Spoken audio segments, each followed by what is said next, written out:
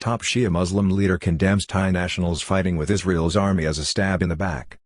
Thai officials have been upbeat about the prospect of securing the release of a reported 24 Thai hostages being held by Hamas since they were kidnapped during the October 7 surprise attack and massacre in southern Israel.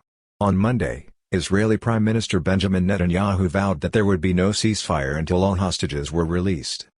A top Muslim leader in Thailand who has been linked with negotiations conducted via Tehran has come out strongly to criticize reports of Thai nationals working for the Israeli military and warning that such a development would be seen as a stab in the back to the worldwide Muslim community. The onslaught drew a nervous response on Tuesday from Minister of Foreign Affairs Parnpree Bahitanukara, who at the same time pointed out that several Thai-Israeli dual nationals had a duty in this regard while denying spurious news reports that Thai workers had taken up mercenary roles with the Israeli Defense Force, IDF. Mr. Parnpree said he had to get more information on the matter and urged cautious reporting of the situation. Israeli forces in the last few days have been operating inside Gaza. It comes as Thai Shia leader Syed Suleiman Husseini has slammed social media reports of Thai nationals fighting with the Israeli Defense Forces in the conflict. The Ministry of Foreign Affairs in Bangkok has been hit by a broadside with a statement from a leading Shia Muslim leader in Thailand who has been involved in talks to secure the release of at least 24 Thai hostages being held by Hamas in Gaza. In an interview posted on the social media site Facebook, Mr. Syed Suleiman Husseini denounced what he called Thai mercenaries or Thai workers he claimed were working in Israel for the Israeli Defense Forces. Muslim leader in Thailand is thought to be close to Tehran and has assisted in negotiations between Hamas and the Thai government in recent weeks. Mr. Syed, a figure in Thailand who has long been close to Iran, called on the Thai government to urgently deal with this situation and bring all its workers in Israel back to the kingdom as the problem may become an insuperable and permanent one.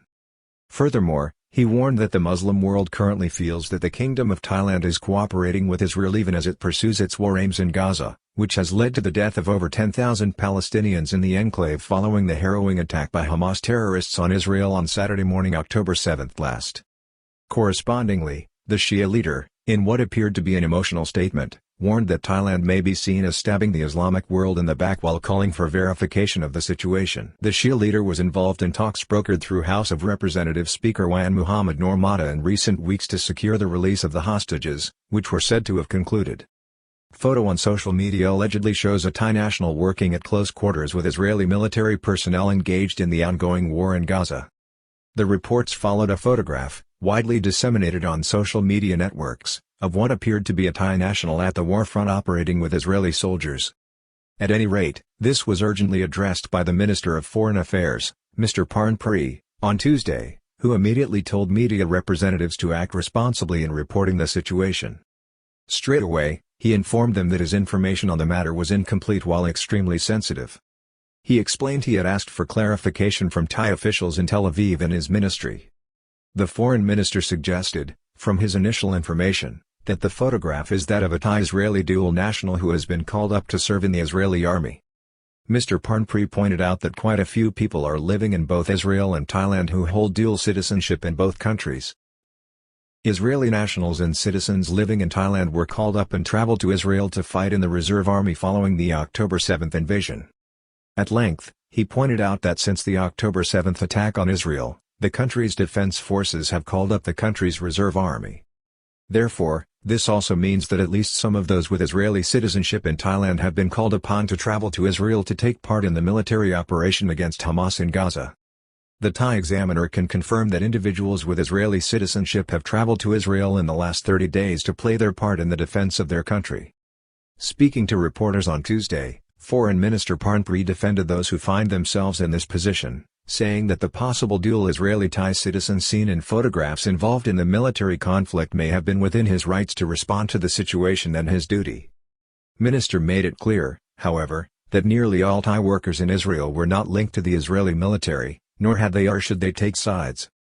However, he differentiated this strongly from the overwhelming majority of Thai workers in Israel who are mainly categorized as farm laborers, particularly in the southern part of the country, so severely hit by the devastating attack at the beginning of October. The Thai foreign minister, in a solid message to Thai nationals in Israel, said that they should not, in any way, interfere in matters of security in that country and underlined that the Kingdom of Thailand is not a party to the conflict, nor does it support one side or the other. In the light of this, The foreign minister was faced with heavy questioning from reporters who insisted that he clarify whether Thai workers in Israel could play a part in the actions of the Israeli Defense Forces even if offered work, as many had previously worked in roles such as security guards in Israel. The foreign minister said he needed clarification about this and would have to check with his officials to respond honestly. Quite a few dual Israeli-Thai nationals, with between 400 and 500 Thai women married to Israeli citizens, some of whom had children of fighting age. He did inform reporters that his information from the Thai embassy in Tel Aviv is that there are quite a few Thai-Israeli dual nationals.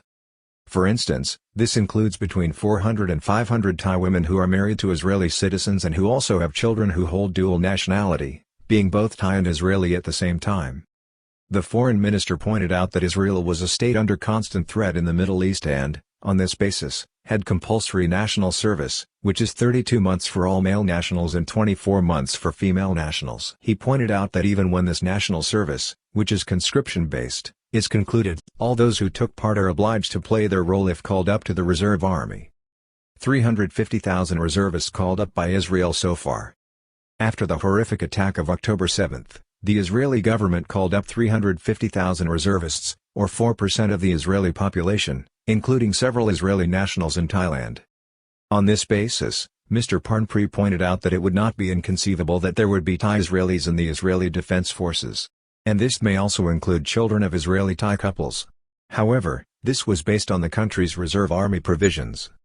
He denied that Thai workers were acting as paid mercenaries, as has been reported on some dubious social media pages circulating in the kingdom over the last 48 hours. Minister warns of dangerous fake news causing a breakdown of trust at this point after Thailand's diplomatic efforts to secure the release of hostages.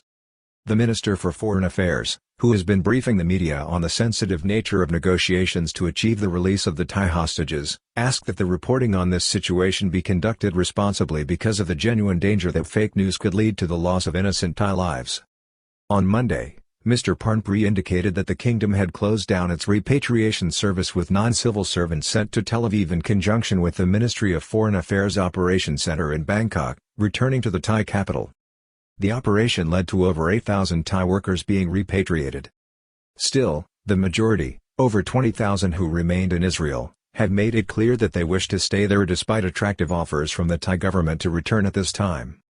Sretha and top officials become more critical of Israel as Hamas uses Thai hostages as leverage in the war. Some weeks ago, Prime Minister Sretha Thavisin urged all Thai workers to quit Israel and even criticized employers and Israeli authorities for trying to entice them to remain in the country with fears of a regional conflict. No ceasefire, says Israeli PM, until all hostages have been released by the Hamas terrorist organization holding them in Gaza, reportedly in groups or cells.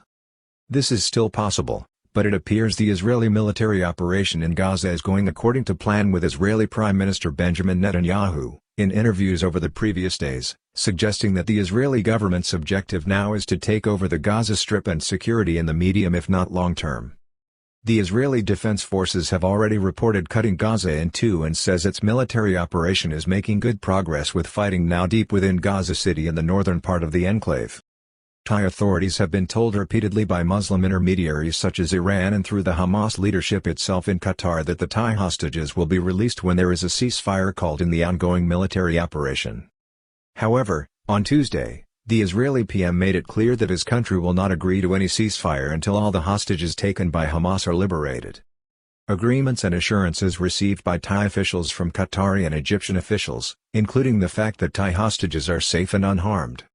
In the meantime, Thai officials, in briefing the media in Bangkok, have explained that Egyptian and Qatari officials have informed them that the Thai hostages are somewhat safe as they have been removed from the most dangerous environs in Gaza. However, they have been informed that issuing an order for their release is difficult because of the organizational structure of Hamas, which is a terrorist organization that works with a cell structure.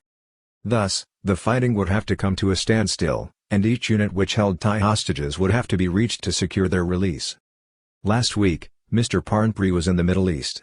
He paid a visit to Qatar, where he met the Iranian foreign minister, as well as Egypt, where he held discussions with senior officials in that country and secured an agreement that if Thai hostages were to be released, they would be transferred to the Rafah crossing where Thai officials would meet them when that time comes. "We are waiting for good news," Mr. Parnpree told reporters. "If the hostages are released, they are expected to be taken to a safe location, such as the Rafah border crossing in Egypt. More money for Thais returned from Israel. Updated figures from the Ministry of Foreign Affairs currently suggest that 34 Thai nationals were murdered in the October 7 attack by Hamas, with remains still arriving in Bangkok. 18 Thais are currently being treated in Israeli hospitals, while the current figure for Thai hostages held by Hamas is 24. At the same time, there are persistent reports that this number could be higher. Credible reports last week suggesting as many as 54 Thais were being held hostage by Hamas were strenuously denied by senior officials in Bangkok. On Monday, Prime Minister Sretha Thavisin told the media that he had instructed the Ministry of Labour to increase the compensation payment made available to Thai workers who have returned home from an initial 15,000 allocation to 65,000. The Prime Minister said that he had asked that this money be paid expeditiously and that it would come from the government's central budget.